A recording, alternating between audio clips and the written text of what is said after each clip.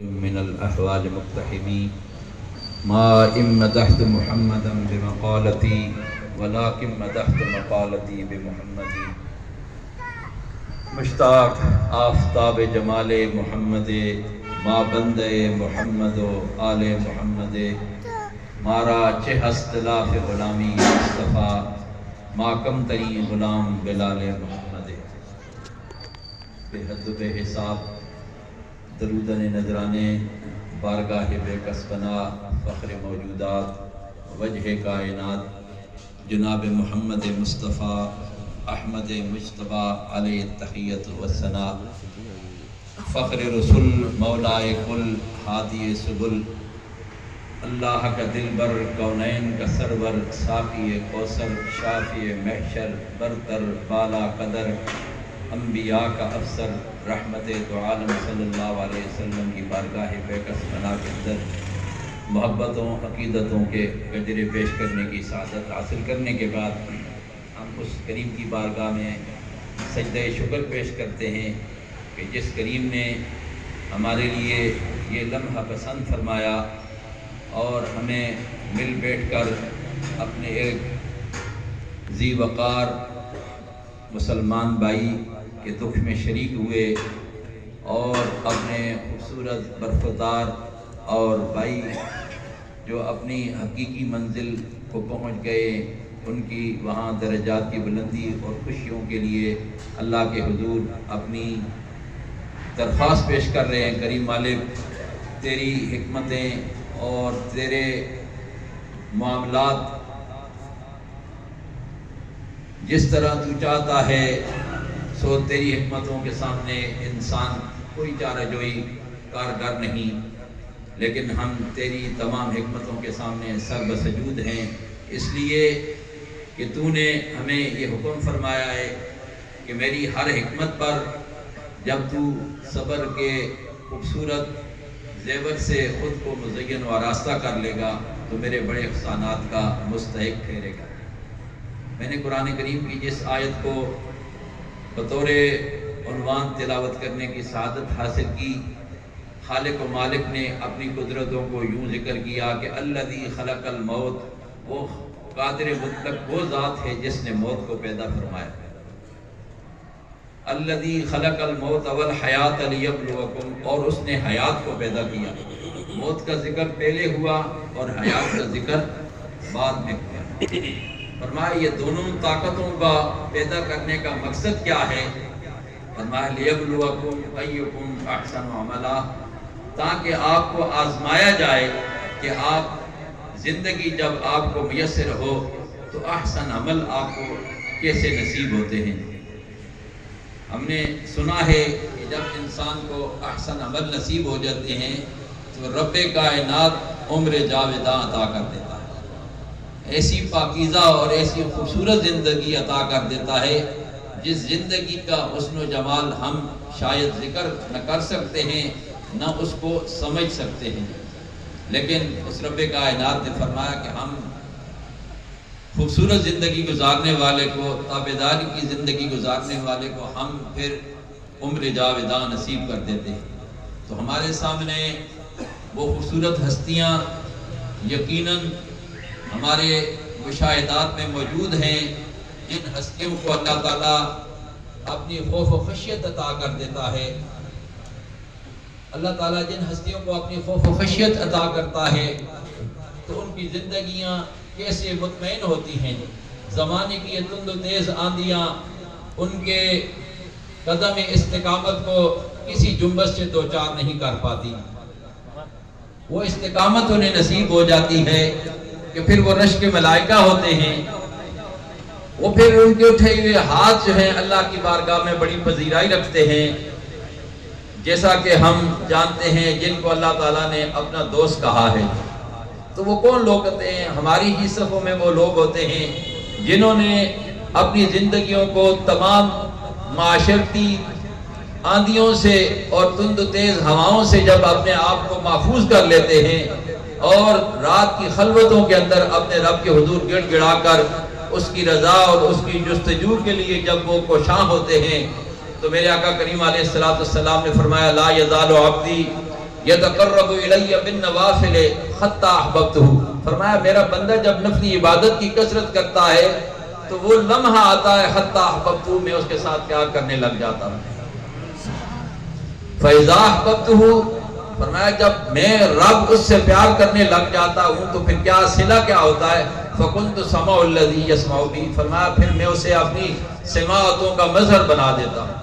اسے اپنی سماعتوں کی قوت عطا کر دیتا ہوں، ان سے قوت لمس عطا کر دیتا ہوں، قوت شامہ عطا کر دیتا ہوں۔ تو ہوتا وہ بندہ ہے لیکن اللہ کی تمام قوتوں کا وہ مظہر بن جاتا ہے۔ کیا مسئلہ ہے یار، ہماری صفوں کے اندر ہماری طرح وہ زندگی گزار رہا ہے، معاشرے کے تمام آداب جو ہے وہ محفوظ کیے ہوئے ہیں، اس کے باوجود اسے اتنی رفعتیں عطا کی گئی ہیں کہ جب وہ اس بارگاہ میں ہاتھ اٹھاتا ہے، نگاہیں اٹھاتا ہے، تو حالت یہ ہوتی کہ رب کائنات فرماتے ہیں اپنے محبوب کو قد نرا تقلب وجہک فی السماء، اے محبوب تیرا آسمانوں کی طرف نگاہیں اٹھانا ہم دیکھ رہے ہیں۔ پھر وہ اٹھی ہوئی نگاہیں رد نہیں کی جاتی، اٹھی ہوئی نگاہیں بڑی پذیرائی پا لیتی ہیں۔ تو سادہ سی بات یہ ہے کہ انسان جب اپنی زندگی کے شب و روز کو جب محفوظ بنا لیتا ہے تو پھر یہ سارے حسن و جمال اللہ تعالیٰ اس پر نچھاور کر دیتا ہے۔ اسی طریقے سے انسان اگر اس کمال کو نہیں پہنچ سکتا اور معاشرے کی تند و تیز آندیاں اسے مستغرق کر دیتی ہیں اور اسے متاثر کر دیتی ہیں اور کما حق وہ بندگی کا حق ادا نہیں کر پاتا، مگر پھر بھی بات یہ ہے کہ آقا کریم علیہ السلام کی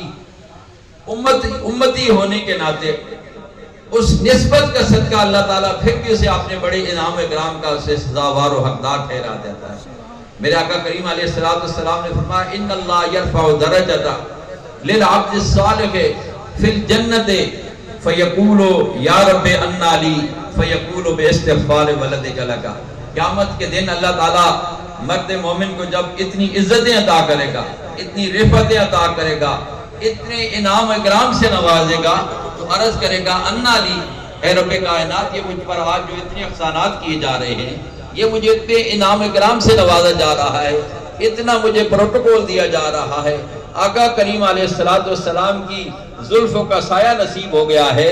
شفاعت نصیب ہو گئی ہے، تو یہ میری زندگی کے اندر تو میں دنیا کے لا و لعب کے اندر تو میں نے سمجھا تھا کہ یہ دنیا کی رنگینیاں جو ہیں یہ ابدی ہیں۔ ہمارے حضور اس مقام میں بڑا خوبصورت ناصحانہ شعر ارشاد فرمایا کرتے تھے جب آپ یہ میت کو جب کندھا دیتے ہیں نا تو میت اپنے تجربات سے آپ کو آگاہ کرتی ہے۔ یہ الگ بات ہے کہ ہماری سماعتیں وہ صلاحیت نہیں حاصل ہے کہ ہم جانے والے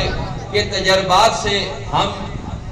نصیحت حاصل کر سکیں یا اس تجربات سے ہم کوئی فائدہ حاصل کر سکتے ہیں، لیکن جانے والا اپنی ذمہ داری ادا کر کے جا رہا ہوتا ہے۔ وہ کہتا ہے یا صاحبی لا تغترب بتنعم، اے میرے برادر تجھے زندگی ایسے دھوکہ نہ دے جیسے اس نے مجھے دھوکہ دیا تھا۔ یا صاحبی لا تغترب بتنعم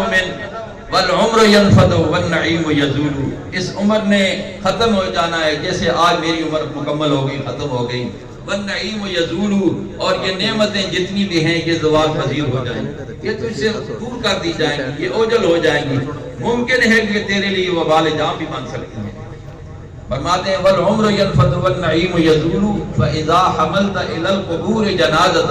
فرمایا جب تو کسی جنازے کو کندھا دے رہا ہے نا فَعْلَمْ بِأَنَّكَ بَعْدَهَا مَحْمُولٌ، اس بات پہ کامل یقین رکھ لے کہ ایک دن تو بھی کسی کے کندھے پہ جا رہا ہو۔ تو انسان جب کسی کے کندھے پہ جا رہا ہو تو کیسا وہ لمحہ ہے، کیسا وہ منظر ہے، آنے والے لمحات کیسے ہیں، یقیناً ہم جانتے ہیں جس گڑھے میں ہم اپنے محسنوں کو، اپنے بہترین دوستوں کو، اپنی خوبصورت اولاد کو چھوڑ کر آ جاتے ہیں، کوئی چارہ اس وقت کارگر نہیں ہوتا، لیکن بعض خوش نصیب لوگ بڑے عظیم ہوتے ہیں، بڑے عظیم ہوتے ہیں، جس قبر کو بڑی وحشت، اور جو قبر ہمیں ہر روز یہ آوازیں دے رہی ہوتی ہے کہ انا بیت الدہد، میں کیڑے مکوڑوں کا گھر ہوں، انا بیت التراب، میں مٹی کا گھر ہوں، انا بیت الوحشت، میرے اندر بڑی وحشت ہے جی، تو وہ آوازیں دے رہی ہوتی ہیں۔ لیکن خوش نصیب وہ لوگ ہیں جن لوگوں کو میرے آقا کریم علیہ السلام نے اس طریقے سے اجازت فضا عطا کیا، فرمایا کہ ما من مسلم یموت یوم الجمعۃ او لیلۃ الجمعۃ الا وقى اللہ من فتنۃ القبر۔ یہ میں آقا کی حدیث اس لیے پیش کر رہا ہوں کہ ہمارے برخوردار برادر عزیز وقار جناب غلام مرشد صاحب کو اللہ تعالیٰ نے جو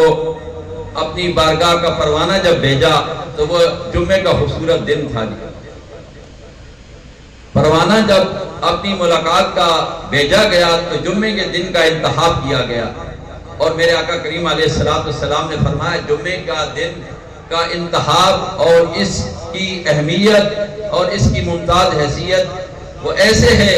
کہ جس کو رب کائنات جمعے کے دن اپنی ملاقات کا پروانہ عطا کرتے ہیں، تو میرے آقا نے فرمایا کہ ما من مسلم یموت یوم الجمعۃ او لیلۃ الجمعۃ الا وقى اللہ من فتنۃ القبر، اسے اللہ تعالیٰ قبر کی پریشانیوں سے آزاد فرما دیتے ہیں۔ سبحان اللہ، اللہ تعالیٰ سے قبر کی پریشانیوں سے آزاد فرما دیتے ہیں۔ تو دن تو اور بھی اللہ ہی کے دن ہیں، چاہے وہ ہفتے کا دن ہو، اتوار کا دن ہو، صبح کا دن ہو، دن تو سبھی ہی اللہ کا دن ہے، لیکن یہ جمعے کے دن کو اتنی عزت اور اتنی عظمت کیوں عطا کی گئی ہے؟ یہ نسبت کی بات ہے۔ وہ کہتے ہیں نا کہ کوئی صاحب تھے، اللہ تعالیٰ نے ان کو بڑے کمال عطا کیے تھے، وہ مٹی کو اٹھایا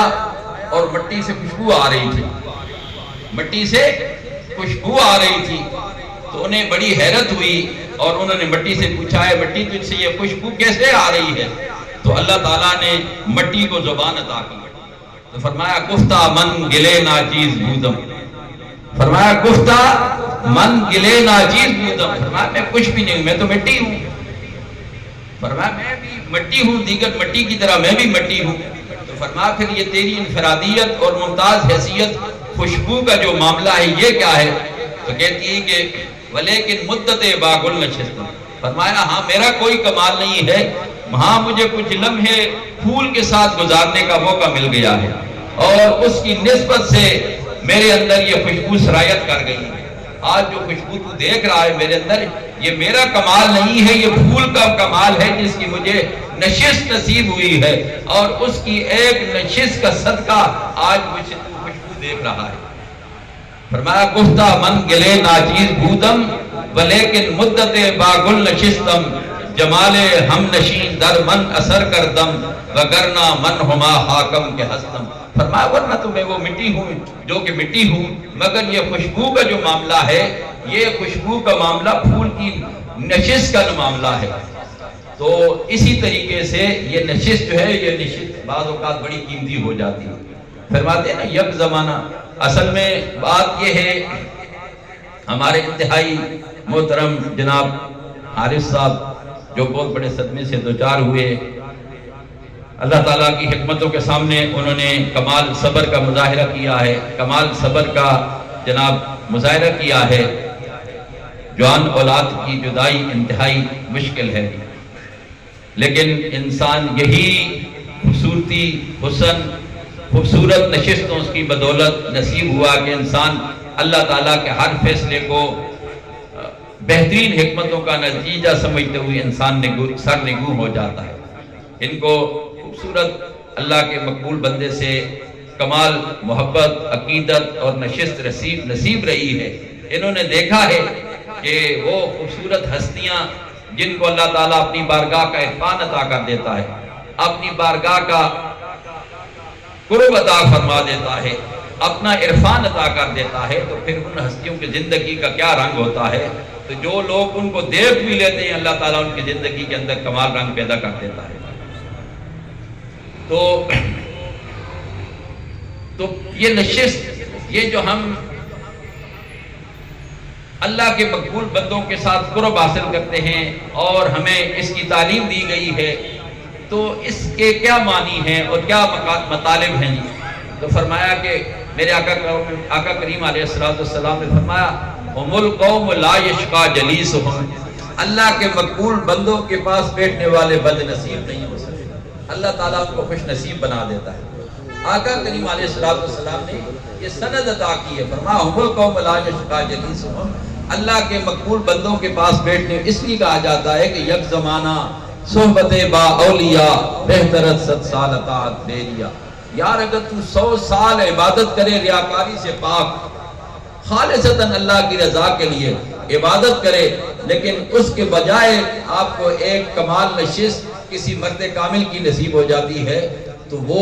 افضل ہے، وہ نشست افضل ہے۔ کیوں کہ میرے آقا کریم علیہ السلام نے فرمایا المرء مع من احب، جو لوگ کسی خوبصورت ہستی کے ساتھ پیار کرتے ہیں میں رب کائنات قیامت کے دن ان کو انہی کے ساتھ عطا کروں گا۔ تو جو مقبول بندے جو ساری زندگی ریاضت و مجاہدات سے گزر کر تقوی اور پرہیزگاری کے خوبصورت زیوروں سے مزین و آراستہ جو لوگ اپنی کاوشوں کے صلے کے اندر جب رب کی رضا اور خوشنودی پا لینے کے بعد جب اتنے مراتب جنہیں نصیب ہوں گے تو انسان کو صرف محبت کا صدقہ اللہ تعالیٰ قیامت کے دن ان کا قرب عطا کر دے گا، تو کتنا بڑا انعام ہے۔ وہ تو کمال ریاضتوں مجاہدوں کے بعد مجاہدات کے بعد وہ اس منصب کو پہنچے ہیں، اللہ کی ان رحمتوں کو پایا، اتنی عزتیں پائی، تو ہم لوگوں کو اس محبت کا صدقہ اللہ تعالیٰ انہی کا ساتھ قیامت کے دن عطا فرما دے گا۔ بات دوسری طرف چل پڑی ہے حاصل کلام کے، آج ہم نے یہ جو اپنے برادر ذی وقار کے درجات کی بلندی کے لیے ہم نے یہ خوبصورت ذکر و اذکار کا اہتمام کیا، صدقات کا اہتمام کیا، تو آیا ہمیں بعض اوقات اس طریقے سے بہکایا جاتا ہے کہ فضولیات ہیں جی، اس کا کوئی قرآن و حدیث کے اندر یہ ہے وہ۔ عجیب بات ہے، حیرت ہوتی ہے کہ قرآن کریم کے اندر احادیث کے اندر کون کہتا ہے کہ موجود نہیں ہے؟ قرآن کریم ارشاد فرماتا والذین جاؤوا من بعدہم یقولون ربنا اغفر لنا ولاخواننا الذین سبقونا بالایمان۔ قرآن خود ذکر فرما رہا ہے کہ بعد آنے والے ان کی مغفرت کے لیے دعا کریں گے۔ میرے آقا کریم علیہ السلام نے فرمایا کہ بل میت فی القبر الا کالغریق المتغوث ينتظر دعوة تلحقه من اب او ام او اخ او صدیق فاذا لحقته كانت احب اليه من الدنيا وما فيها وان الله تعالى ليدخل على اهل القبور من دعاء اهل الارض امثال الجبال وان هدية الاحياء الى الاموات الاستغفار لهم۔ میرے آقا کریم علیہ السلام نے اتنی تفصیل سے کو ذکر فرمایا بل میت فی القبر الا کالغریق المتغوث، فرمایا میتوں کی مثال قبر کے اندر ایسی ہوتی ہے جیسے کوئی پانی میں بہہ رہا ہو، وہ چھوٹے چھوٹے جن کے کوئی سہارے اسے ضرورت ہوتی ہے، تو فرمایا کہ من میت فی القبر الا کالغریق المتغوث ینتظر، وہ انتظار کر رہا ہوتا ہے، وہ انتظار کر رہا ہوتا ہے، کس چیز کا انتظار کر رہا ہوتا ہے؟